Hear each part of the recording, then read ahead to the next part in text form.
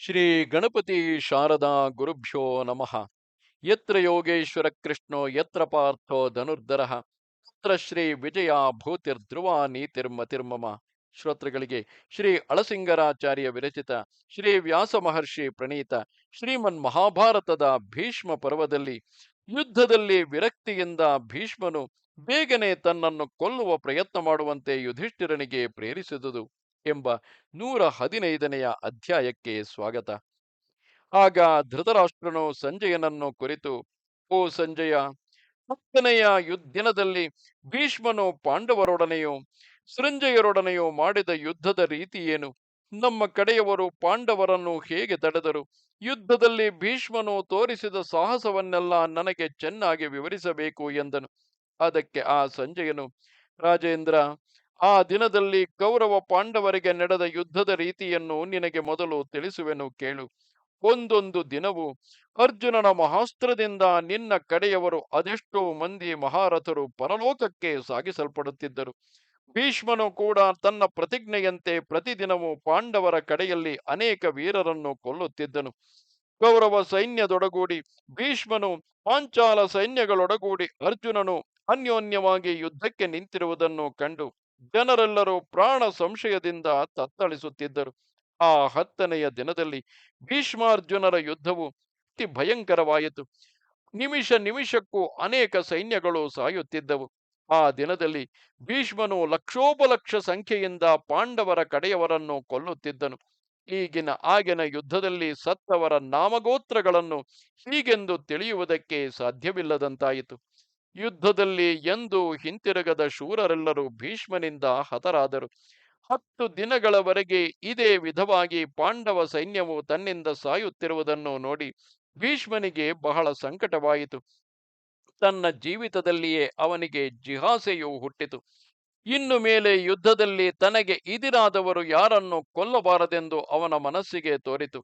ಇದಕ್ಕಾಗಿ ತನಗೆ ಶೀಘ್ರದಲ್ಲಿಯೇ ಶತ್ರುಗಳಿಂದ ಮರಣ ಉಂಟಾದರೆ ಸಾಕೆಂದು ನಿಶ್ಚಯಿಸಿ ತನ್ನಲ್ಲಿ ತಾನೇ ಸ್ವಲ್ಪ ಹೊತ್ತು ಚಿಂತಿಸಿದನು. ಆಮೇಲೆ ಸಮೀಪದಲ್ಲಿದ್ದ ಧರ್ಮರಾಜನನ್ನು ನೋಡಿ ಹೀಗೆಂದು ಹೇಳುವನು, ಓ ಯುಧಿಷ್ಠಿರ, ಮಹಾಪ್ರಾಜ್ಞ, ಸಮಸ್ತ ಶಾಸ್ತ್ರಗಳನ್ನು ತಿಳಿದ ನೀನು ಧರ್ಮಯುಕ್ತವಾಗಿಯೂ ಸ್ವರ್ಗ ಸಾಧಕವಾಗಿಯೂ ಇರುವ ನನ್ನದೊಂದು ಮಾತನ್ನು ಕೇಳಬೇಕು. ಅಪ್ಪ ಧರ್ಮರಾಜ, ಈಗ ನನಗೆ ಈ ದೇಹದಲ್ಲಿಯೇ ವಿರಕ್ತಿ ಹುಟ್ಟಿದೆ. ಇದುವರೆಗೆ ಅನೇಕ ಪ್ರಾಣಿಗಳನ್ನು ನನ್ನ ಕೈಯಿಂದ ಕೊಂದೆನು. ಇಂತಹ ಭಯಂಕರವಾದ ಈ ಕೊಲೆಗೆಲಸದಲ್ಲಿಯೇ ನನ್ನ ಕಾಲವೆಲ್ಲ ಕಳೆಯಿತು. ಆದುದರಿಂದ ನೀನು ನನಗೆ ನಿಜವಾಗಿ ಪ್ರಿಯವನ್ನುಂಟು ಮಾಡುವ ಇಷ್ಟವುಳ್ಳವನಾಗಿದ್ದರೆ ಅರ್ಜುನನನ್ನು ಮುಂದಿಟ್ಟುಕೊಂಡು ಪಾಂಚಾಲರನ್ನು ಸೃಂಜಯರನ್ನು ಸೇರಿಸಿಕೊಂಡು ಬಂದು ಬೇಗನೆ ನನ್ನನ್ನು ಕೊಲ್ಲುವ ಪ್ರಯತ್ನ ಮಾಡು ಎಂದನು. ರಾಜೇಂದ್ರ, ಸತ್ಯದಲ್ಲಿ ದೃಷ್ಟಿಯುಳ್ಳ ಧರ್ಮರಾಜನು ಭೀಷ್ಮನ ಮಾತಿಗೆ ಸಮ್ಮತಿಸಿ ಸೃಂಜಯರನ್ನು ಕರೆದುಕೊಂಡು ಭೀಷ್ಮನಿಗೆ ಇದಿರಾಗಿ ಬಂದನು. ದೃಷ್ಟದ್ಯುಮ್ನನು ಧರ್ಮರಾಜನು ಭೀಷ್ಮನ ಮಾತಿನಂತೆ ತಮ್ಮ ಸೈನ್ಯಗಳನ್ನು ಯುದ್ಧಕ್ಕಾಗಿ ಪ್ರೇರಿಸುತ್ತಾ, ಎಲೈ ವೀರರೇ, ಮುಂದುವರಿಯಿರಿ, ಯುದ್ಧ ಮಾಡಿರಿ, ಭೀಷ್ಮನನ್ನು ಜಯಿಸಿರಿ. ಇದು ಅರ್ಜುನನು ನಿಮ್ಮನ್ನು ರಕ್ಷಿಸುವನು. ಸೇನಾಪತಿಯಾದ ದೃಷ್ಟದ್ಯುಮ್ನನು ಭೀಮಸೇನನು ನಿಮಗೆ ಅಪಾಯವಿಲ್ಲದಂತೆ ನೋಡಿಕೊಳ್ಳುವರು. ಎಲೈ ಸೃಂಜಯರೇ, ಭೀಷ್ಮನಿಗಾಗಿ ಈಗ ನೀವು ಲವಮಾತ್ರವೂ ಹೆದರಬೇಕಾದುದಿಲ್ಲ. ಈಗ ಶಿಖಂಡಿಯನ್ನು ಮುಂದಿಟ್ಟುಕೊಂಡು ಹೋದರೆ ಆ ಯುದ್ಧದಲ್ಲಿ ನಮಗೆ ಜಯವು ನಿಶ್ಚಯವೇ ಎಂದನು. ಅದರಂತೆಯೇ ಪಾಂಡವ ಸೈನ್ಯಗಳೆಲ್ಲ ಅರ್ಜುನನನ್ನು ಶಿಖಂಡಿಯನ್ನು ಮುಂದಿಟ್ಟುಕೊಂಡು ಹೊರಟರು. ಎಲ್ಲರೂ ಭೀಷ್ಮನನ್ನು ಕೆಡಹುವುದಕ್ಕಾಗಿ ದೃಢ ಪ್ರಯತ್ನದಲ್ಲಿದ್ದರು. ಅದನ್ನು ನೋಡಿ ಇತ್ತಲಾಗಿ ದುರ್ಯೋಧನನಿಂದ ಪ್ರೇರಿತರಾದ ನಿನ್ನ ಕಡೆಯ ರಾಜರು ದ್ರೋಣ, ಅಶ್ವತ್ಥಾಮರೊಡನೆಯೂ ಇತರ ಸೈನ್ಯಗಳೊಡನೆಯೂ ಭೀಷ್ಮನ ರಕ್ಷಣೆಗಾಗಿ ಬಂದರು. ದುಶ್ಯಾಸನನು ತನ್ನ ಇತರ ಸಹೋದರರೊಡನೆ ಭೀಷ್ಮನನ್ನು ಬಹಳ ಎಚ್ಚರಿಕೆಯಿಂದ ಕಾಯುತ್ತಿದ್ದನು. ಭೀಷ್ಮನನ್ನು ಮುಂದಿಟ್ಟುಕೊಂಡು ನಿನ್ನವರು ಶಿಖಂಡಿ ಮೊದಲಾದ ಪಾಂಡವ ಸೈನ್ಯಗಳೊಡನೆ ಯುದ್ಧವನ್ನಾರಂಭಿಸಿದರು. ಅರ್ಜುನನು ಛೇದಿ ಪಾಂಚಾಲ ಸೈನ್ಯಗಳೊಡನೆ ಸೇರಿ ಶಿಖಂಡಿಯನ್ನು ಮುಂದಿಟ್ಟುಕೊಂಡೇ ಭೀಷ್ಮನನ್ನು ಎದುರಿಸುವುದಕ್ಕಾಗಿ ಬಂದನು. ಶಿನಿಯ ಮೊಮ್ಮಗನಾದ ಸಾತ್ಯಕಿಯು ಅಶ್ವತ್ಥಾಮನನ್ನು, ದೃಷ್ಟಕೇತುವು ಕೌರವ ರಾಜನನ್ನು, ಅಭಿಮನ್ಯುವು ಮಂತ್ರಿ ಸಹಿತನಾದ ದುರ್ಯೋಧನನನ್ನು, ವಿರಾಟನು ಸೇನಾ ಸಹಿತನು ವೃದ್ಧ ಕ್ಷತ್ರ ಕುಮಾರನು ಆದ ಜಯದ್ರಥನನ್ನು, ಯುಧಿಷ್ಠಿರನು ಶಲ್ಯನನ್ನು ಎದುರಿಸಿ ನಿಂತರು. ಭೀಮಸೇನನು ದೊಡ್ಡ ಗಜಸೈನ್ಯವನ್ನು ಎದುರಿಸಿ ನಿಂತನು. ದೃಷ್ಟದ್ಯುಮ್ನನು ತನ್ನ ಸಹೋದರರೊಡನೆ ಶಸ್ತ್ರಧಾರಿಗಳಲ್ಲಿ ಮೇಲೆನಿಸಿದ ದ್ರೋಣನನ್ನು ಎದುರಿಸಿದನು. ಸಿಂಹಧ್ವಜವುಳ್ಳ ಬೃಹದ್ಬಲನು ಕರ್ಣಿಕಾರ ಧ್ವಜವುಳ್ಳ ಅಭಿಮನ್ಯುವನ್ನು ಎದುರಿಸಿದನು. ದುರ್ಯೋಧನನೇ ಮೊದಲಾದ ನಿನ್ನ ಮಕ್ಕಳೆಲ್ಲರೂ ಇನ್ನು ಅನೇಕ ರಾಜರೊಡನೆ ಸೇರಿ ಅರ್ಜುನನನ್ನು ಶಿಖಂಡಿಯನ್ನು ಎದುರಿಸಿದರು. ಉಭಯ ಸೈನ್ಯಗಳಿಗೂ ಅತಿ ಭಯಂಕರ ಯುದ್ಧವು ಆರಂಭವಾಯಿತು. ಸೈನ್ಯಗಳ ಓಡಾಟದಲ್ಲಿ ಭೂಮಿಯೇ ನಡುಗುವಂತಾಯಿತು.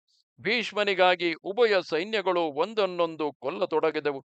ಆ ಯುದ್ಧದಿಂದ ದಿಕ್ಕುಗಳೆಲ್ಲ ಮೊಳಗಿಸುವಂತೆ ಮಹಾಧ್ವನಿಯು ಹೊರಟಿತು. ಶಂಖ ಧ್ವನಿಯೊಂದು ಕಡೆ, ದುಂದುಬಿ ಘೋಷಗಳು ಮತ್ತೊಂದು ಕಡೆ, ಆನೆಗಳ ಕೂಗು, ಸೈನಿಕರ ಸಿಂಹನಾದಗಳು ಇವೆಲ್ಲ ಅತಿ ಭಯಂಕರವಾಗಿ ಹೊರಟವು. ಆ ಯುದ್ಧದಲ್ಲಿ ರಾಜರ ಹಾರ ಕಟಕ ಕಿರೀಟಗಳಿಂದ ಸೂರ್ಯ ಚಂದ್ರರಿಗೆ ಸಮಾನವಾಗಿ ಹೊರಡುತ್ತಿದ್ದ ಕಾಂತಿಯೆಲ್ಲ ಮಾಸಿ ಹೋಯಿತು. ಶಸ್ತ್ರ ಕಾಂತಿಗಳೆಂಬ ಮಿಂಚುಗಳಿಂದ ಕೂಡಿದ ನೆಲದ ಧೂಳಿ ಎಂಬ ಮೇಘಗಳು ಆಕಾಶವನ್ನೆಲ್ಲ ಆವರಿಸಿಕೊಂಡವು. ಬಾಣಧ್ವನಿ, ಶಂಖಧ್ವನಿ, ಬೇರಿಧ್ವನಿ, ಚಾಪಧ್ವನಿ, ರಥಧ್ವನಿ ಇವೆಲ್ಲ ಒಂದಾಗಿ ಉಭಯ ಸೈನ್ಯಗಳಿಂದಲೂ ಹೊರಟು ಭಯಂಕರವಾದ ಶಬ್ದ ಉಂಟಾಯಿತು. ಕಾಸಗಳು, ಶಕ್ತಿಗಳು, ವೃಷ್ಟಿಗಳು, ಬಾಣಗಳು ಇವುಗಳಿಂದ ಆಕಾಶವೆಲ್ಲ ಮರೆಸಿ ಬೆಳಕೆ ಇಲ್ಲದಂತಾಯಿತು. ರಥಿಕರನ್ನು, ಅಶ್ವಸೈನ್ಯವನ್ನು, ಆನೆಗಳು ಆನೆಗಳನ್ನು, ಪದಾತಿಗಳನ್ನು ಸಿಕ್ಕಿದಂತೆ ಹೊಡೆದು ಕೊಲ್ಲುತ್ತಿದ್ದರು. ಒಂದು ಮಾಂಸದ ತುಂಡಿಗಾಗಿ ಎರಡು ಗಿಡಗಗಳು ಹಠದಿಂದ ಹೋರಾಡುವಂತೆ ಭೀಷ್ಮನಿಗಾಗಿ ಕೌರವ ಪಾಂಡವರಿಗೆ ಪ್ರಬಲ ಯುದ್ಧವು ನಡೆಯಿತು.